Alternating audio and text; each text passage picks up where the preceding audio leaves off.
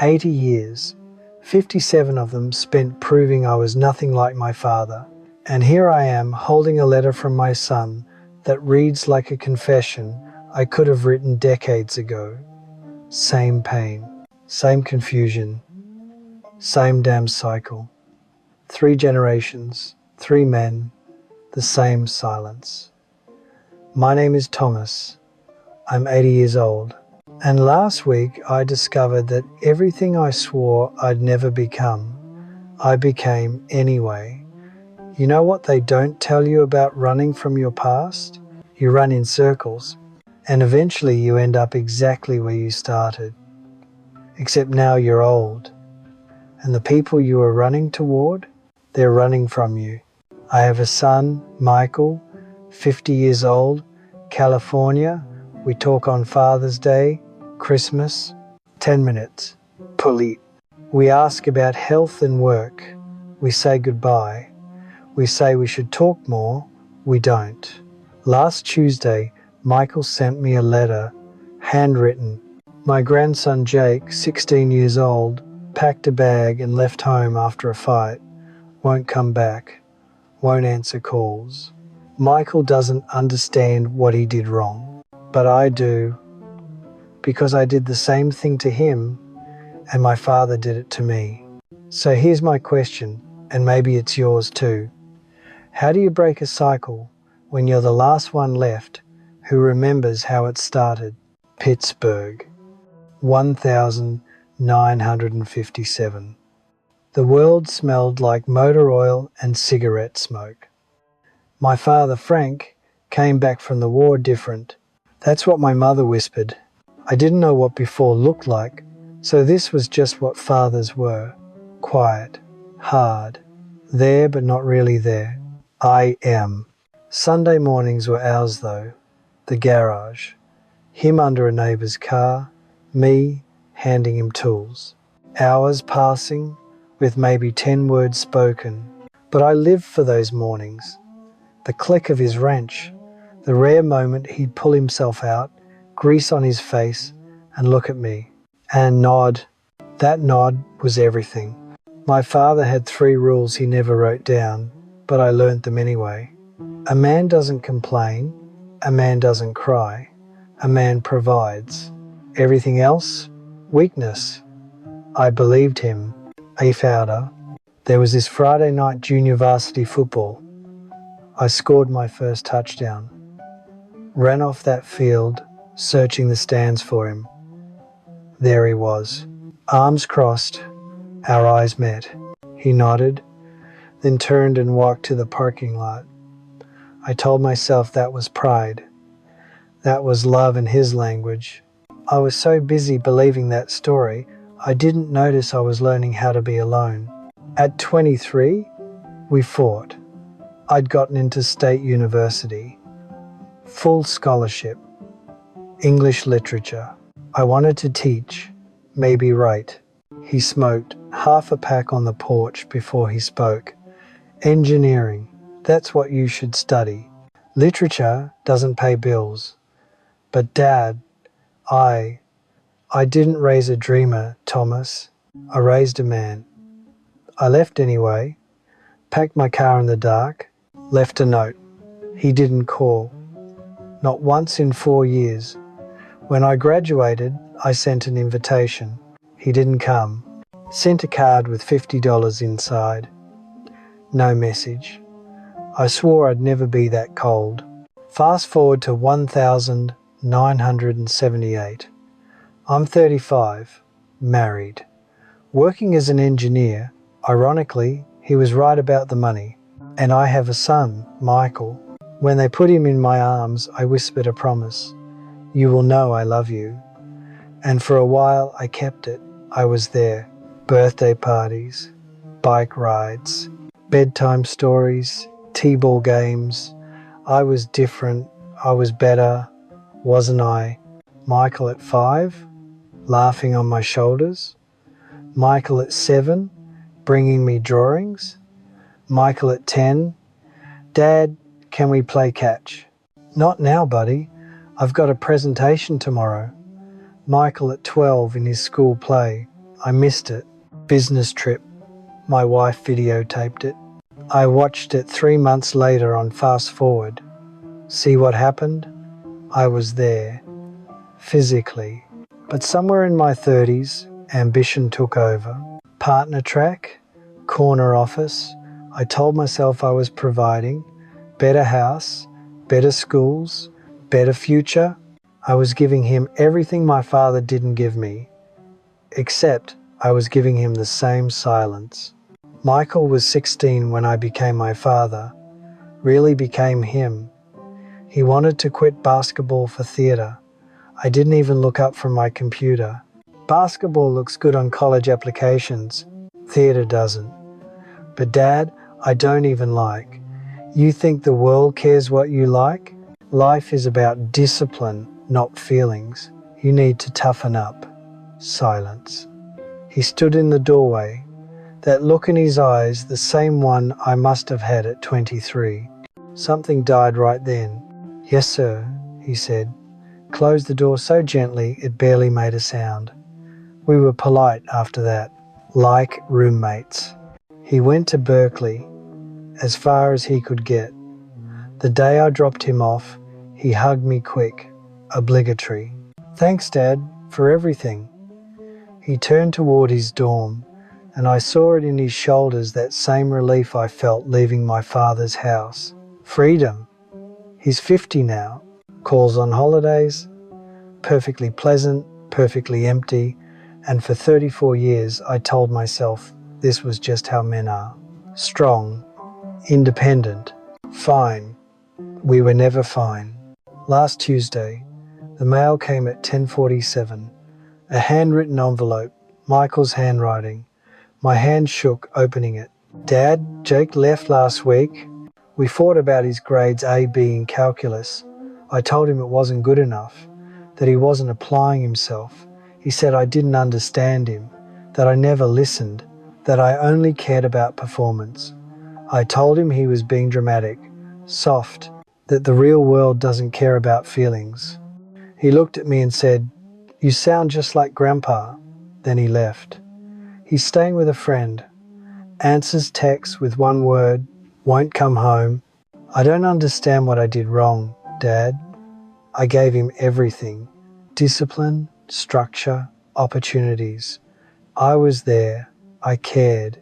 I raised him the way you raised me. I thought, that's what fathers do. I read that sentence once, then again. I raised him the way you raised me, Dad. The letter slipped from my fingers. Michael at 7, Michael at 12, you need to toughen up. Michael at 18, walking away. Jake at 16, packing a bag.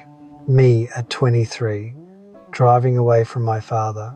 3 generations, 3 departures, 3 men who loved each other but never learned the words. I walked to my office, opened the old filing cabinet, found the shoebox, inside every card Michael sent as a child. Dear Dad, I love you this much.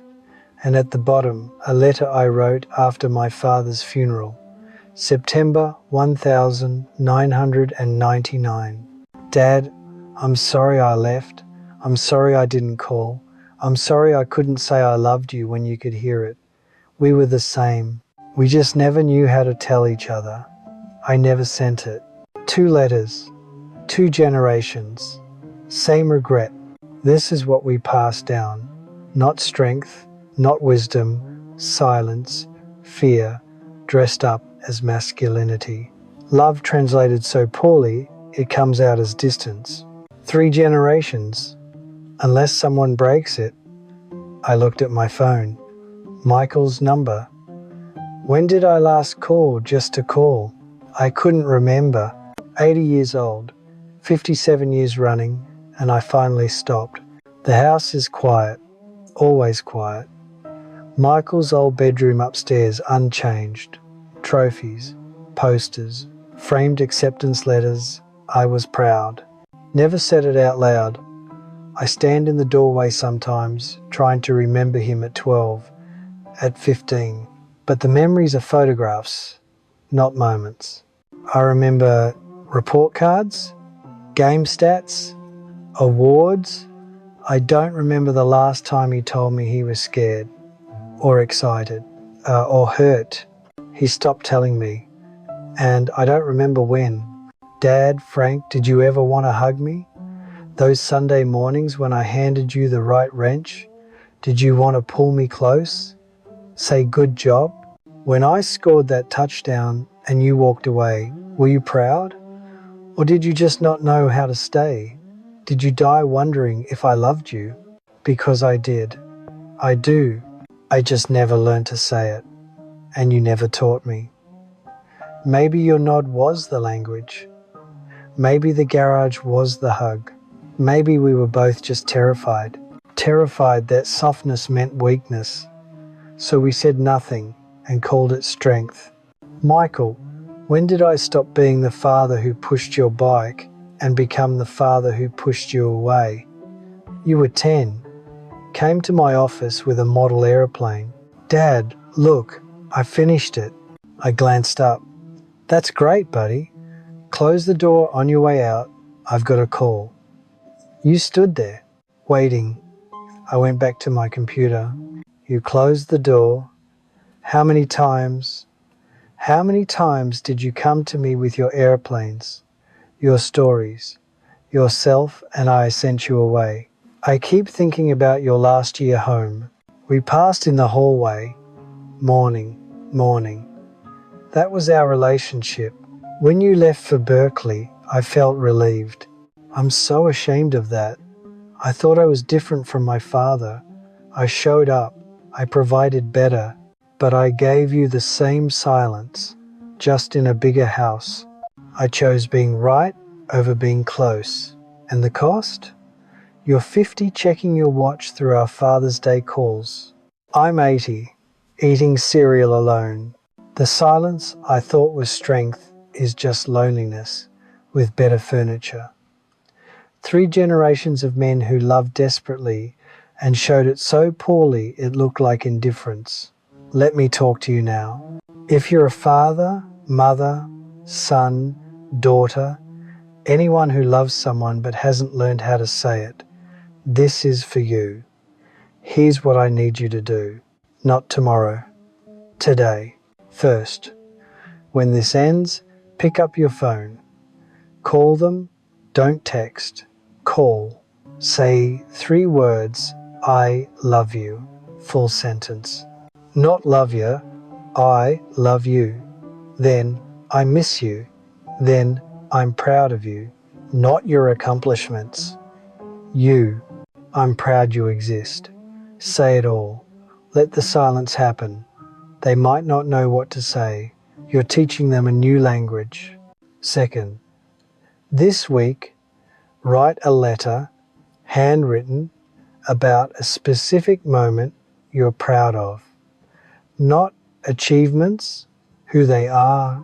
Then apologize for something specific. I'm sorry I missed your play. I chose work. I was wrong. I'm sorry I said you were too sensitive. You weren't. I was too scared. Write it. Send it. Third, stop waiting. Stop waiting for them to reach out first. That's pride. Stop waiting for the perfect moment. There isn't one. Stop waiting until you're dying. You might not get that chance. Do it now. Because strength isn't silence. Strength is saying, I was wrong. Strength is breaking the cycle, even when you're the last one who can. Tomorrow, I'm flying to California, uninvited. I'm bringing 2 letters. One for Michael, one for Jake. I'm going to tell them the truth, that I was wrong, that I'm sorry, that I love them, and I'm going to cry. At 80, in front of my son and grandson, I'm going to cry, because my father was wrong. Men do cry, men do feel, and when we do it together, we finally become whole. I called Michael yesterday. Dad? He sounded surprised. Michael, I read your letter. I'm coming to see you tomorrow. Long silence. Then, okay, Dad, I'll pick you up. You don't have to. I want to. When was the last time he said that? Jake is 16. Michael is 50. I'm 80. We still have time. We still have breath. The cycle ends when someone decides. Let it be you. Let it be now. Call them, write them, show up, break your own heart if you have to. It's the only way to heal it. The opposite of a hard man isn't a weak man. It's a whole man. Strong and soft. Demanding and graceful. That's who I'm trying to become. At 80, better late than never. The phone's right there. Pick it up. Choose warm. Choose now. Choose whole. The cycle ends when you say it ends. Say it.